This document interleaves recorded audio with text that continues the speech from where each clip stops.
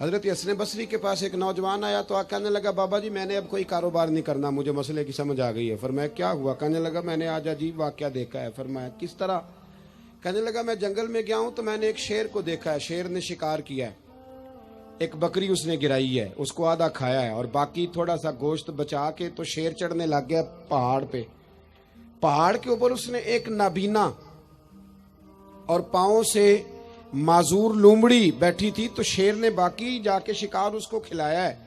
تو حضرت صاحب جو رب لنگڑی اور نابینا لومڑی کو روٹی دیتا ہے مجھے بھی دے گا، اب میں نے کوئی کام نہیں کرنا۔ حضرت صاحب مسکرا پڑے، فرمانے لگے بھی تیرے اخذ کرنے پہ بھی قربان کروں، تیرے استدلال پہ بھی قربان جاؤں، کیا تو نے شاندار استدلال کیا ہے۔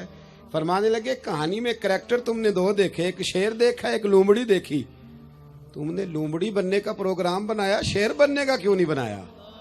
شیر بننا، کھا بھی اور کھلا بھی، پہن بھی اور پہنا بھی، آگے بڑھ، تم نے لومڑی بننے کا ارادہ کر لیا ہے کہ پہنچے گا تو کھاؤں گا۔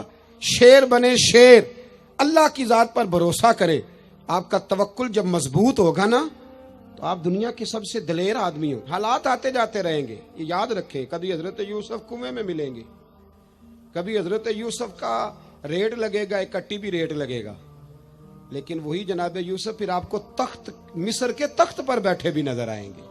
حالات بدلیں گے، حالات سے سہمے ہوئے لوگوں کو بتا دو حالات بدل جاتے ہیں، ایک جیسے نہیں رہتے۔ تو میرے بھائی پہلی میرے محبوب کی تعلیم ہے توکل، اللہ کی ذات پہ بولیے۔ اور دوسرا نبی پاک نے ہماری توجہ دلائی ہے کہ دنیا عارضی ہے، آخرت دائمی ہے۔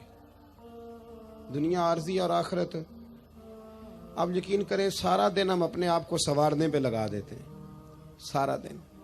ہمارے بچے 25-25 منٹ آئینے کے سامنے کھڑے ہوتے ہیں، پھر بھی راضی نہیں ہوتے کہ میں اچھا لگ رہا ہوں۔ جہے بندے نو وہم ہو جاتا نا میں چنگا نہیں پیا لگتا، وہ کدے چنگا نہیں جے لگتا، وہ جڈا مرضی چنگا لگے، چونکہ انہوں وہم لگ گیا ہے کہ میں اچھا لگ رہا۔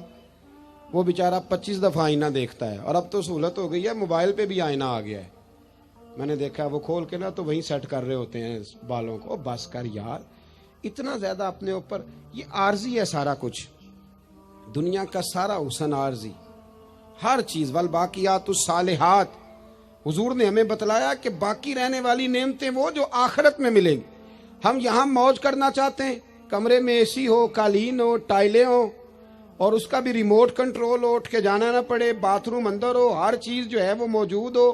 آپ یقین کریں اتنے آسان، ہمارا اقبال رویا کرتے تھے اور کہا کرتے تھے لہو مجھ کو رلاتی ہے جوانوں کی تن آسانی، کہتے میں خون کے آنسو روتا ہوں کہ یہ قوم جہاد کرے گی جو ریموٹ کنٹرول کے ساتھ سارا وقت گزارتی ہے، یہ لوگ کچھ کریں گے؟ اتنا ہم آرام چاہتے ہیں۔ سنو، میرے رسول کریم کائنات کے بادشاہ ہیں، حضور فرماتے ہیں میں چاہوں تو اللہ خود پہاڑ سونے کا بنا دے اور میرے ساتھ چلا کرے۔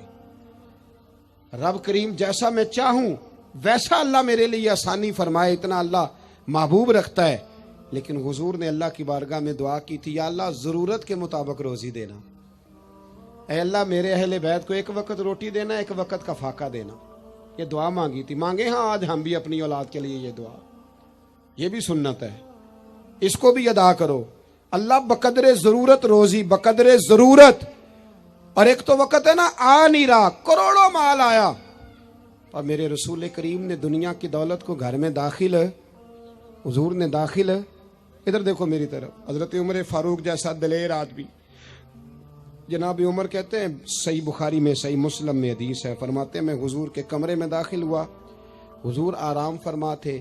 اللہ کے رسول جب اٹھے نا میرے لیے کہ عمر آیا ہے، محبوب عزت دیا کرتے تھے نا، کہتے ہیں حضور جب اٹھے تو موٹے بان کی چارپائی تھی نبی پاک کی، موٹے بان کی، اور فرماتے ہیں حضور کی کمر پر موٹے موٹے نشان بنے ہوئے تھے۔ وہ کدی پنڈاں دے بندے جوار وڈدے سن تے ہتھاں تے نشان پیندے سن، اب تو نہیں نہ پڑتے، لیکن آپ کسی کو چھیڑ کے دیکھ لیں ساری دنیا دکھی ملے گی آپ کو۔ موٹر سائیکل گھر میں، پیٹرول گھر میں، ہر چوتھے دن کا کھانا ہوٹل پہ، اور بندے سے پوچھ لیں غریب بھی سب سے زیادہ وہی ہے، موبائل 75,000 کا ہے ماڑا بندہ، اس کو چھیڑ لے تو کہتا ہے دعا کرو میرا کاروبار ٹھیک ہو جائے۔ بس چاند تک پہنچنے کی خواہش ہے، نیچے بیٹھنے کو کوئی تیار نہیں، وہاں جانا ہے ہم نے۔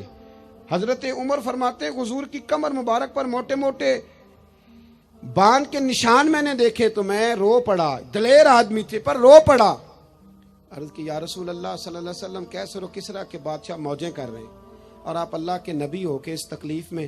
تو رسول کریم حضرت عمر کے آنسو دیکھ کے فرمانے لگے عمر کیا تو یہ پسند نہیں کرتا کہ وہ دنیا کی عارضی زندگی میں تھوڑے وقت میں موج کر جائیں اور آخرت میں رسوا ہو جائیں اور ہم یہاں تھوڑی سی تکلیف برداشت کریں اور اللہ قیامت کی ساری عزتیں ہمیں ہی عطا فرما دے. آج تو لوگ جنت کا سوال ہی نہیں کرتے. میرا نعت خان اور میرا وائز کہتا ہے اور تو کیڑی جنت دیاں گلاں کرنا ہے. میں کہ وہ دیاں جدیاں اللہ قرآن وچ کیتیاں اسی جنت کی جس کی نبی پاک نے باتیں کی ہیں. آپ بتاؤ آپ نے جنت کے علاوہ کہاں جانا ہے؟ جنت میں ہی سارا کچھ ہے. جنت میں ہی نعمتیں, جنت میں ہی عزتیں, جنت میں ہی سعادتیں اور خدا رسول کا دیدار بھی جنت میں ہی نصیب ہوگا. اللہ نبی بھی وہیں ملیں گے, امام حسن حسین بھی وہیں ملیں گے, صحابہ کرام بھی. لیکن جنت کا مذاق اڑایا جاتا ہے. میرے بھائی حضور نے ہماری توجہ دلائی کہ دنیا عارضی ہے. توجہ ہے میری بات پر؟ عارضی. دیکھو ایک صحابی کا نا بڑا عالی شان محل حضور نے دیکھا تھا. اب تو 10-15 لاکھ روپیہ نقشے والا لیتا ہے. اچھا گھر آپ نے بنانا ہو نا تو 10-15 لاکھ نقشے والا مانگتا ہے. اور آپ سوسائٹیاں جا کے دیکھ لیں, میرے جیسا دیہاتی آدمی تو حیران ہو جاتا ہے. خیر میں نے تو پیروں کی پیر صاحب کی پجاروں دیکھ کے بھی حیران ہی ہو جاتا ہوں. میں تو چھوٹا آدمی ہوں تو میں تو اکثر حیران ہی رہتا ہوں. کیا لاؤ لشکر ہیں, کیا کمال ہے, درس فقیری کا, انداز امیری کا, کیا مطلب انفرادیت ہے اور کیا حسن ہے, کیا کمال ہے. تو حیران ہو جاتا ہوں. بہرحال حضور نے ہماری توجہ دلائی. ایک صحابی کا بہت بڑا محل تھا, ڈبل ٹرپل سٹوری. حضور وہاں سے گزرے. ایک بات بڑی تسلی سے مجھے بتائیں, ادھر دیکھیں میری طرف. بیٹا عالی شان مکان بنائے تو ابا راضی نہیں ہوتا؟ استاد پیر صاحب راضی ہوتے ہیں نا کہ ماشاءاللہ ہمارے بچے کا مکان ہے. پر حضور نے وہ اتنا بلند و بالا مکان دیکھا تو حضور کے چہرے پہ ناراضگی آئی. یہ مشکات کی حدیث ہے. جب وہ صحابی گھر آئے تو لوگوں نے بتلایا حضور آئے تھے پر تیرا مکان پسند نہیں آیا. رنگے چمن پسند نہ پھولوں کی بو پسند, ہم کو ہے وہ پسند جسے آئے تو پسند. انہوں نے پوچھا بھی نہیں جا کے کہ حضور اس کا کیا کروں. چھت پہ چڑھے اور اوپر والی منزل گرا دی. پھر نبی کریم کی بارگاہ میں آئے, عرض کی حضور جو آپ کو پسند نہیں تھا میں نے گرا دیا ہے. حضور فرمانے لگے اتنی عمارتیں نہ بناؤ جو تمہارے لیے قیامت میں وبال بن جائیں. حضرت عبد الرحمن ابن عوف اتنا شاندار آدمی ہے کہ ان کے پیچھے میرے نبی پاک نے نماز ادا کی ہے. اور صحابہ کرام میں سب سے امیر بندہ اور دیانتداری اتنی کہ حضور نے جنت کی بشارت دی, عشرہ مبشرہ میں شامل ہے, پر مالدار تھے. حضور کے وصال ظاہری کے بعد نا حضرت عائشہ صدیقہ کے دروازے پہ بیٹھ کے رویا کرتے تھے. تو اماں جی کہتی عبد الرحمن کیوں روتے ہو؟ تو عرض کرتے اپنی بولی میں, کہتے اماں جی امیر حمزہ مجھ سے افضل تھے اور جب دنیا سے گئے تھے تو کفن کا کپڑا بھی کوئی نہیں تھا. مصعب ابن عمیر مجھ سے افضل تھے, جب دنیا سے گئے تھے تو ان کے وجود پر کفن بھی پورا نہیں تھا. میں ان سب سے چھوٹا ہوں پر اتنا مال ہے, سوچتا ہوں حساب کیسے دوں گا.